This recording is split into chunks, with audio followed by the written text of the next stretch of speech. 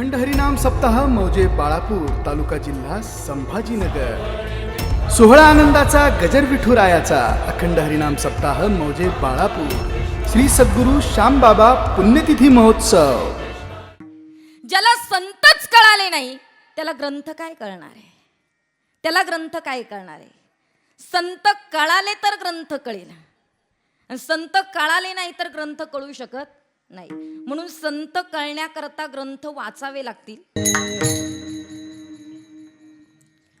देवते संत देवते संत देवते संत देवते संत निमित्त त्या प्रतिमा मी तो सांगतसे भावे असो ठावे सकळा निराकार ओस दिशा निराकार ओस दिशा येथे इच्छा पुरतसे मी तो सांगतसे भावे असो ठावे सकळा तुका म्हणे रोकडे केने तुका म्हणे रोकडे केने सेविता येणे पोटधाय मी तो सांगतसे भावे असो ठावे सकळा विठ्ठल विठ्ठल विठ्ठल विठ्ठल विठ्ठल विठ्ठल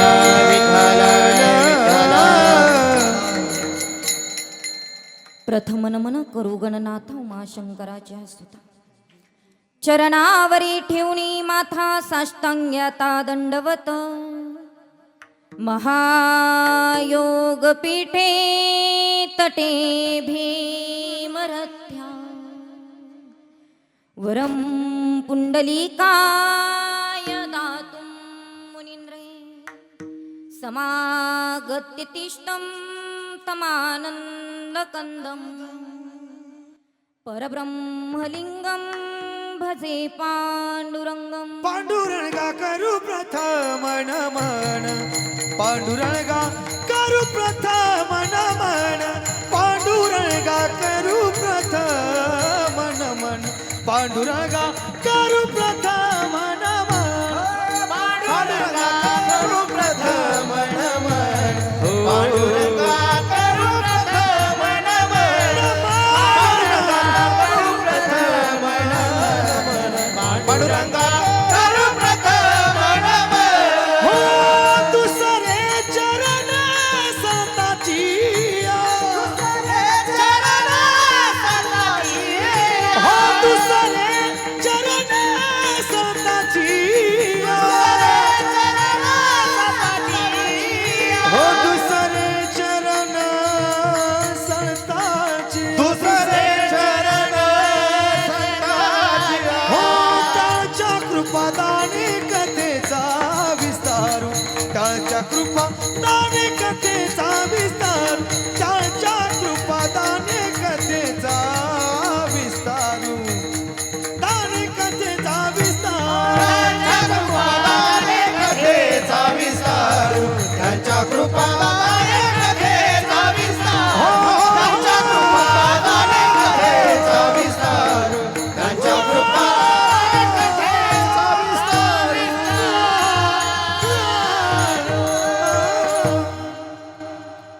पांडुरंगा करू प्रथम नमन दुसरे चरण संतांची त्यांच्या कृपाधाने कथेचा विस्तारू बाबाजी सद्गुरु दास तुका जयांचे केलिया स्मरण होय सकळ विद्येंच्या अधिकरण तेची वंदू श्री चरण श्री गुरूंचे ते नमस्कारून आता ओम नमो ज्ञानेश्वरा करुणा करा दयाळा तुमचा अनुग्रह लादलो पावन झालो चराचर। ओम नमो जियाद्या वेद प्रतिपाद्या जय जय स्वसंवेद्या आत्मरूपा विठ्ठल विठ्ठल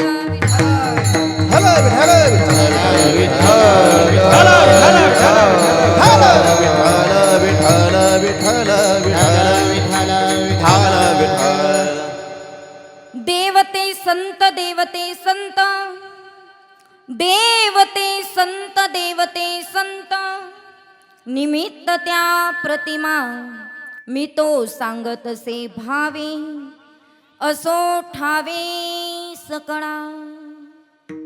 प्रस्तुत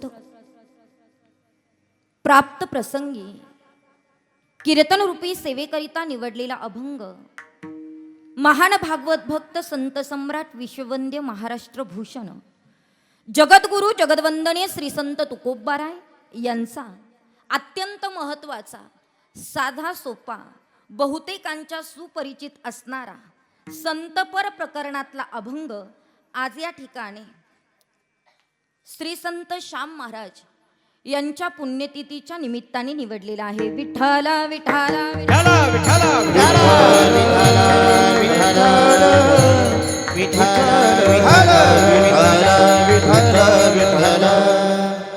अभंग तुकोबारायांचा आहे. तुकोबाराय आजच्या या अभंगामध्ये संत नेमके काय आहे ते आजच्या अभंगात सांगतायत महाराज. आणि आजचा हा अभंग आजच्या दृष्टीने अत्यंत महत्त्वाचा आहे.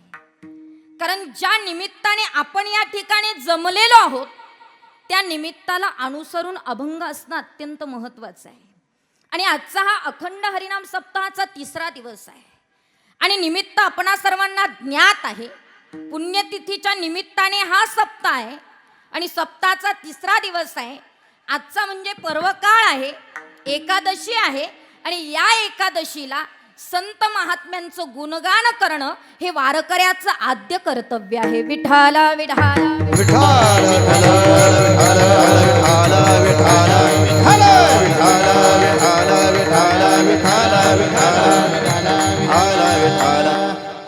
जशी कीर्तनकाराची जबाबदारी आहे तसं ऐकणाऱ्याची सुद्धा जबाबदारी आहेत महाराज. नुसतं ऐकायला बसायचं म्हणून बसायचं नाही, अगदी पाहायला आलेत म्हणून बसायचं नाही, ऐकायला बसायचं म्हणून बसायचं नाही. कीर्तन ऐकणं ही ऐकणाऱ्याची सगळ्यात मोठी जबाबदारी आहे. कीर्तनकार हा एकच दिवस येत असतो, त्याच्या आवडीनुसार अभंग निवडत असतो, त्या अभंगावर चिंतन मांडत असतो. पण ऐकणाऱ्याची जबाबदारी आहे प्रत्येक वर्षी प्रत्येक सप्ताहाला प्रत्येक कीर्तनकार येत असेल आणि कोणता अभंग घेताय आणि त्या अभंगावर काय बोलताय आणि तो अभंग आपल्या लक्षात राहतोय का. आणि राहत नसेल तर मात्र कीर्तनाला येऊन सुद्धा उपयोग नाही. म्हणून वारकरी संप्रदायाचा नियम आहेत महाराज. पुढच्या वर्षी मला प्रल्हाद महाराजांनी बोलवलं नाही तरी चालेल, पण मी अगदी नियमाला मानणारी बाई येत नाही. नियम हे कटाक्षाने वारकऱ्याच्या जीवनात असणं फार महत्वाचं आहे. आणि कीर्तनकाराला नियमबद्ध वागणं फार महत्वाचं आहे. उगाचच काहीतरी लोकाला विचारलं कीर्तन कसं झालं, सहज माणसं म्हणतात खूप हसवलो बाईनी, म्हणजे कीर्तन चांगलं झालं असं आहेत का? अजिबात नाहीत महाराज. काही लोकांना विचारलं कीर्तन कसं झालं, खूप रडवलो तो महाराजांनी.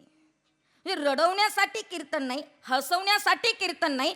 4 कडवे अभंगाचे तुम्ही कसे सोडवताय आणि तुमच्या अंतःकरणात कीर्तन रुजतंय का, याला सगळ्यात जास्त महत्व आहे महाराज. याला सगळ्यात जास्त महत्व आहे. नुसतं ऐकायला बसायचं म्हणून बसायचं नाही, अजिबात नाहीत मायवा. एखादा कीर्तनकार चुकत असेल तर त्याची चुकी दाखवणं सुद्धा श्रोत्याचा खूप मोठा अधिकार आहे. पण कीर्तनात नाही बरं का. कीर्तन झाल्यावर दाखवली तर चालेल, परंतु मात्र त्या ठिकाणी नियमाला अनुसरून अभंग असणं अत्यंत महत्वाचं आहे. पहिल्या दिवशी किती वेदांत वाचस्पती कीर्तनकार असले तरी नामप्रकरणातलाच अभंग घ्यावा लागतो. तिथे नो ऑप्शन, त्याला अपीलच नाहीत महाराज.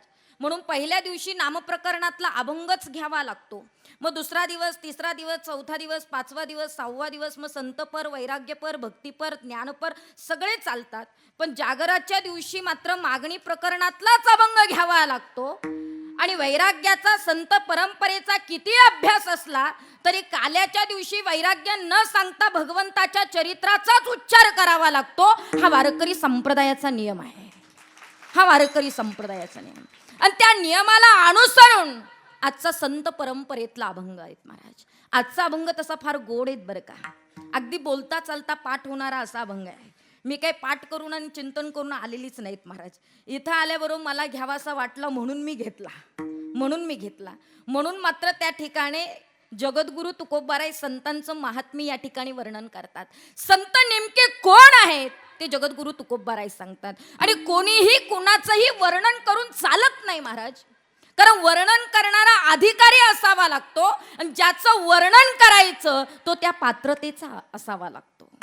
ज्यांनी वर्णन केलंय ते जगद्गुरु आहे आणि ज्यांचं वर्णन केलंय ते संत आहे. म्हणून संत संतांचं वर्णन करू शकतात त्याला अधिकार असावा लागतो. आणि मी नेहमी सांगत असते अभंग कळण्याकरता, गाथा कळण्याकरता, ज्ञानेश्वरी कळण्याकरता महाराज, या सगळे ग्रंथ कळण्याकरता पहिल्यांदा संत कळणं अत्यंत महत्वाचे आहे.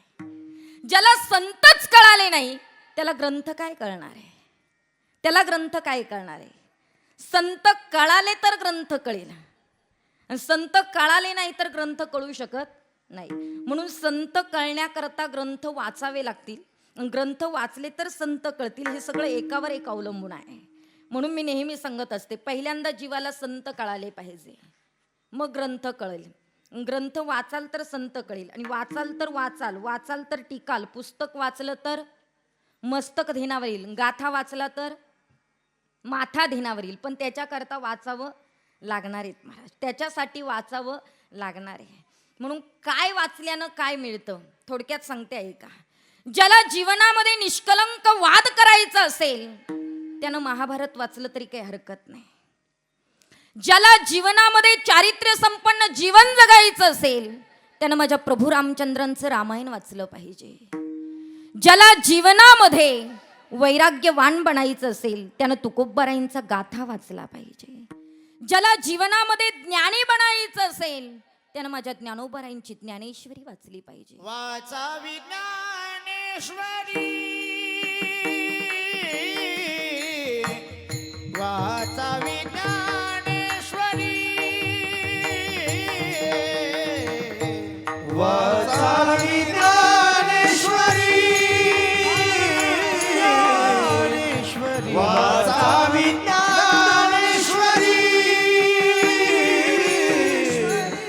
वाचावी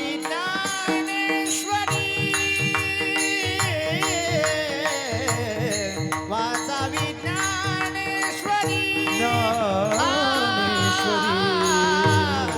वाचावी ज्ञानेश्वरी, वाचावी ज्ञानेश्वरी.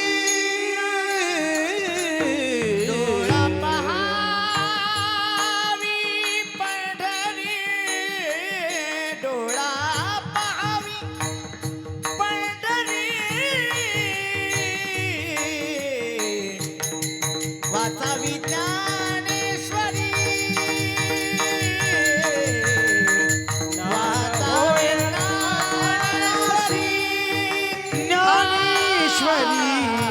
वाचावी ज्ञानेश्वरी, वाचावी ज्ञानेश्वरी.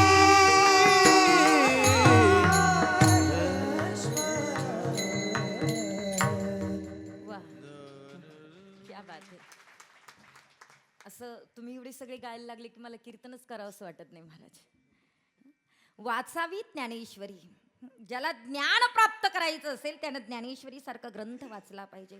थोडं पुढे जाऊन बोलते महाराज, राग येण्याची दाट शक्यता आहे. राग आला तरी चालेल पण पुढे बोलणं गरजेचं आहे. ज्याला जीवनामध्ये घाणेरडं राजकारण करायचं असेल त्यानं दुर्योधन वाचला तरी काही हरकत नाही. पण सगळ्यात महत्वाचा ज्याला जीवनामध्ये चांगल्यात चांगलं राजकारण करायचं असेल त्यानं माझ्या महाराष्ट्राचं आराध्य दैवत शिवछत्रपती शिवाजी महाराजांचा इतिहास वाचला तर 100% राजकारण सुद्धा चांगलं होऊ शकतं. फक्त काय वाचावं त्याचं ज्ञान पाहिजे. म्हणून संत कळण्याकरता ग्रंथ वाचले पाहिजे. ज्याला संत कळाले त्याला ग्रंथ कळेल, ज्याला ग्रंथ कळाला त्याला पंथ कळेल, ज्याला पंथ कळाला त्याला भगवंत कळेल आणि ज्याला भगवंत कळाला त्याचा अंत 100% चांगला झाल्याशिवाय राहणार नाही. पण अंत चांगला व्हावा याच्यासाठी संत कळाले पाहिजे. अर्थात ज्यांचं अभंग आहे ते संत आहे, ज्यांचं वर्णन केले तेही संत आहे, वर्णन करणारे अधिकारी आहे, आणि ज्यांचं वर्णन केलंय ते सुद्धा त्या पात्रतेचे आहे. मग असे संत नेमके कोण आहेत? महाराज म्हणतात देवते संत, निमित्ताला प्रतिमा आहे. देव तेच संत आहे, संत तेच देव आहे, निमित्ताला प्रतिमा आहे. मी तुम्हाला भावाने सांगतो, ते तुम्हाला माहीत असायला पाहिजे. मग असे संत कोण आहे? जिथे मात्र निराकार इच्छा पूर्ण होतात असे संत आहे. मात्र जिथे मात्र त्या ठिकाणी इच्छा केल्या केल्या पूर्ण होते असे संत आहे. नवे नवे संतांचा व्यापार आणि देवाचा व्यापार थोडा फरक आहेत महाराज. संतांचा व्यापार हा रोकडा व्यापार आहे आणि देवाचा व्यापार हा उधारीचा व्यापार आहे. उधारीचा व्यापार म्हणजे कसा? देवाची सेवा करायची आत्ता आणि मेवा घ्यायचा नंतर. पण संतांचं तसं नाही. संतांची सेवा करायची आत्ता आणि मेवा सुद्धा आत्ता घ्यायचा. म्हणजे रोकडा व्यापार तो संतांचा व्यापार. संत उदार उदार, संत उदार उदार, संत उदार उदार, संत उदार उदार,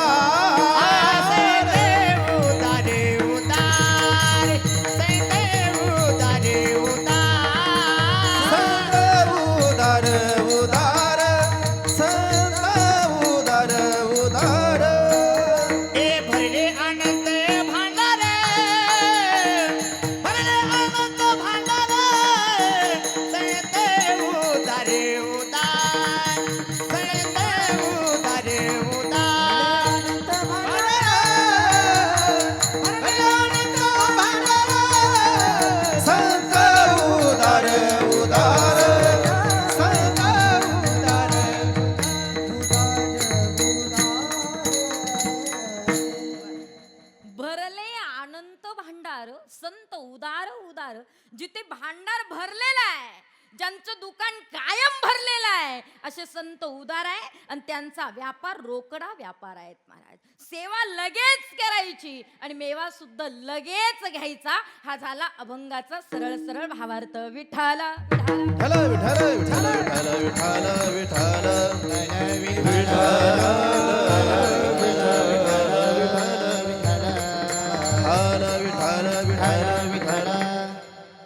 म्हणून संतांचं उदाहरण या अभंगामध्ये अतिशय गोड दिलेलं आहे महाराज. आता व्यवस्थित लक्षपूर्वक ऐका. ज्याचा आदिही सिद्ध होत नाही आणि अंतही सिद्ध होत नाही त्याची जयंती करावी लागते. ज्याचा आदि सिद्ध होतो पण अंत सिद्ध होत नाही त्याची पुण्यतिथी घालावी लागते. आणि ज्याचा आदिही सिद्ध होतो आणि अंतही सिद्ध होतो त्याचं श्राद्ध घालावं लागतं. अखंड हरिनाम सप्ताह मौजे बाळापूर तालुका जिल्हा संभाजीनगर. सोहळा आनंदाचा गजर विठुरायाचा अखंड हरिनाम सप्ताह मौजे बाळापूर श्री सद्गुरू श्यामबाबा पुण्यतिथी महोत्सव.